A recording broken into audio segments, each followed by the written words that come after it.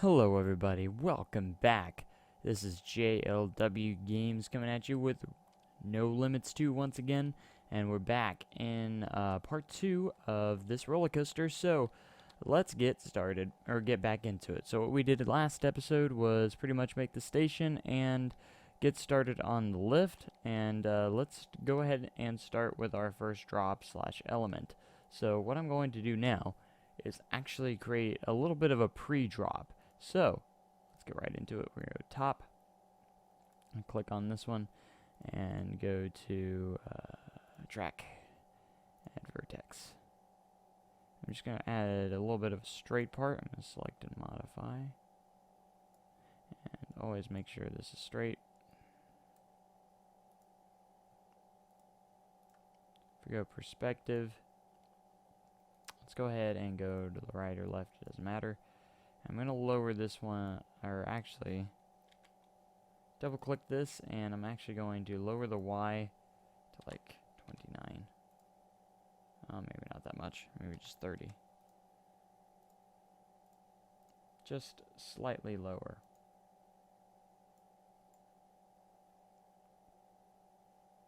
And I'm going to add a vertice. I'm just going to kind of have a little bit of a pre-drop here before we get into our first kind of dive. I'll just keep pressing the wrong button. So I'm going to have a dive to the left, or this, or right, whichever way you want to call it. And it's going to go under itself, just because I think that would be kind of cool. So there we got the shape of the curve there. Now we need to go into perspective and see what it looks like. Obviously none of the height is set here.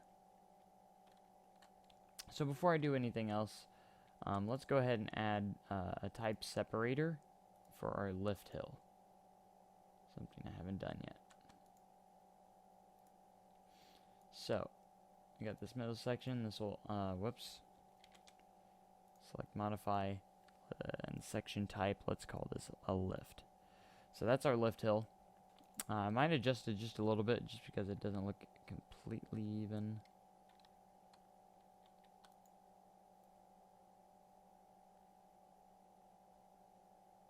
Or completely straight, I should say. Let's go at the top.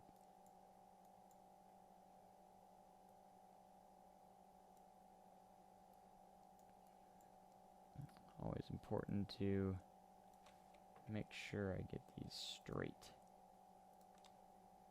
You always want to do 2D top, that way it keeps the height of what you want. So I'm going to go back into perspective, and we're going to lower this last one. I always just kind of do an estimate here. So let's lower this to about maybe 10. Let's see how far down that goes. So that will take us about right where I want it. Since that one's 10, let's make this one about 18 maybe.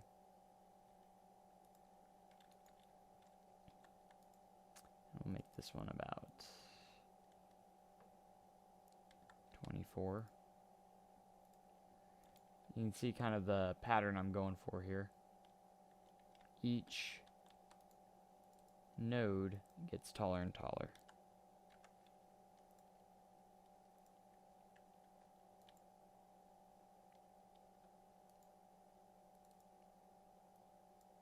So let's get this one to about, this one will be about 28.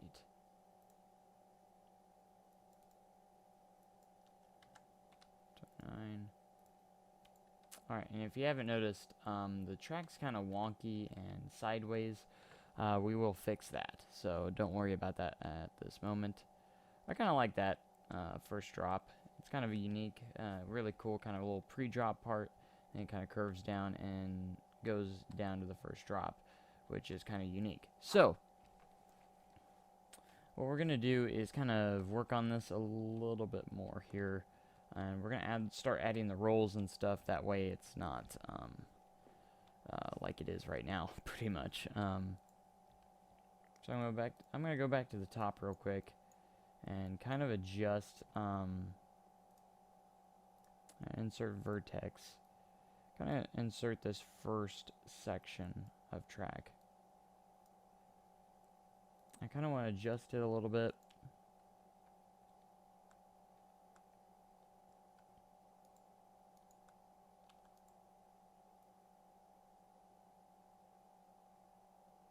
I'm just sitting here like, hope I don't mess this up.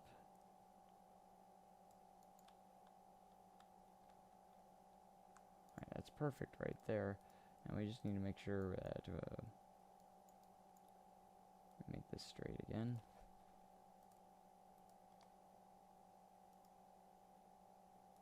Great. Perspective. And we're going to do now, I usually like to just go here to add roll. And what we're going to do, what this does, obviously, if you haven't known before, then the roll is pretty literally just twist it. I clicked on the wrong thing, that's why. And usually I just click no lat G-force, and that will literally curve it to where you immediately need it. And then right before the lift hill, we want to make sure it is straight. So this one will be at 0, no matter what. And I like to add them frequently up the lift hill just a little bit. Make sure that it will stay straight on the lift hill. So the entire lift hill is not banked whatsoever. It's completely straight, and that's what we want it to be. So what I like to do to make sure it's to my liking, I will usually go to the track view and move in myself and see how smooth it is. And I'm still on add roll, so I'm still going to add some, looks like I need one right here.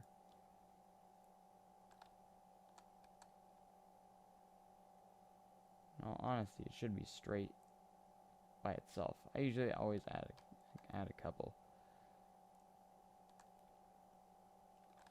Alright, so this first drop's looking pretty good. But we're not finished with it yet. We need to add some more stuff to it to make it more smooth and stuff like that. So we're going to add our rolls first. Just add a couple of them here. And I'm just going to select and modify this one. No lateral G-force. That way it banks these accordingly. And now, what we do, pretty much you want to always make sure you do this, is do this, click element, and then depump vertices. This will literally smooth your track out to where it needs to be. So we've smoothed it out. So if we go to track, we can see that this first drop is actually very smooth now. And banks down where it's at, kind of like that. That's kind of a cool little first element to have on our coaster here. And a nice little, our lift hill's looking good. We might have to lower that curve a little, I'm not sure. It should make it to the lift hill okay. And if it doesn't, we will adjust it, so we have to do our multiple tests. So, so far, so good. Let's go back to track, and I'm going to add another roll just right here in the station. Make sure that's nice and straight. Alright, so we got our first drop going for us now. Now we need to figure out what we're going to do next. I was thinking maybe another little curve upwards towards around this way. That would be a nice way to get started here. So we're simply going to go to the top. I'm going to go to the top view here. And I'm just going to click on the last vertex here and add vertex. And I'm going to start curving this. Actually did that very badly. Not the way I wanted to. Another one right here.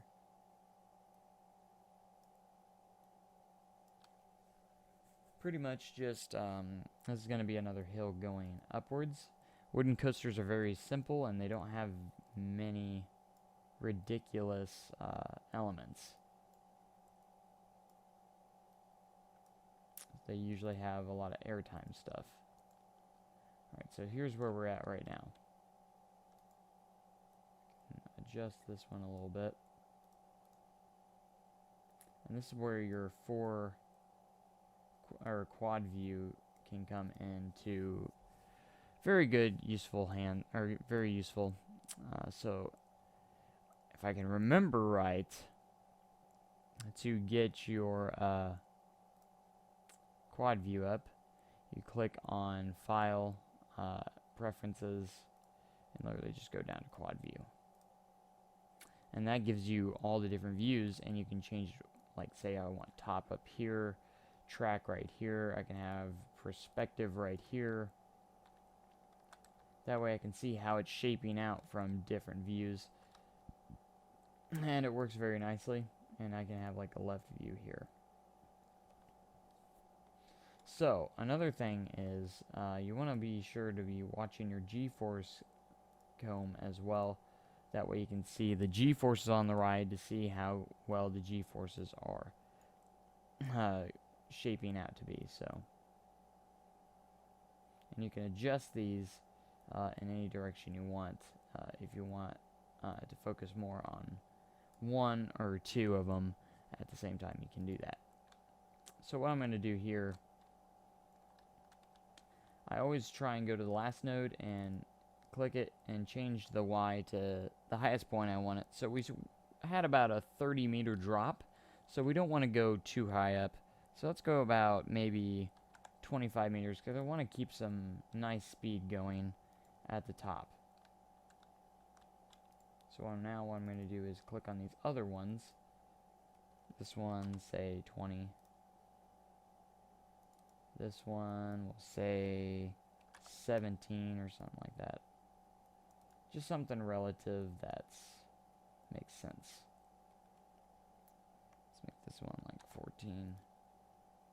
As you can see, it's shaping out pretty well. We'll make this one, see what 10 does. Not too shabby. Might want to lower this just a smidge, maybe like by 1 meter. And now what we're going to do from the top here, we're going to add a vertex at the top and just level it out. So you can see it's a little bumpy here. Whoops. It is a little bit bumpy. But that's exactly what we depump the vertices for.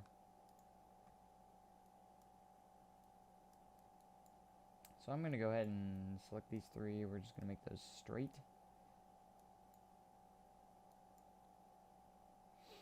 And if I go on, now what we're going to also do is add some more rolls.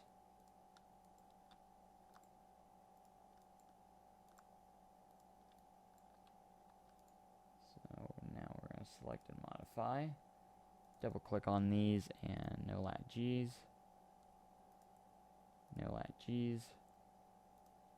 So this is a bit of a tight curve. It's not bad. So we're going literally one way straight into another way. So now a good idea is to depump these vertices and have it help us smooth it out. So select all the nodes that you want to depump, and we'll click it. You kind of want to do a little bit at a time. If you do them all at once, it will take a while to depump those vertices. So, alright, so it did depump them. I'm going to go ahead and go back to just a single view for right now. Just because I like the larger screen. I mean, quad view can be very handy. but for right now, we're just going to use this view.